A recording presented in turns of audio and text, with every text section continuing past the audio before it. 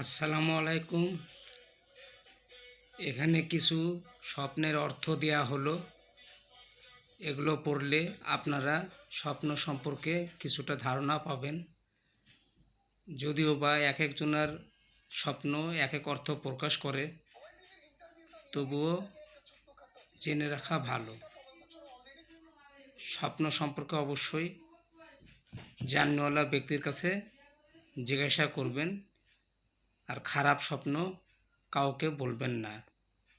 বললে ওটা ঘটে যাওয়ার সম্ভাবনা বেশি থাকে।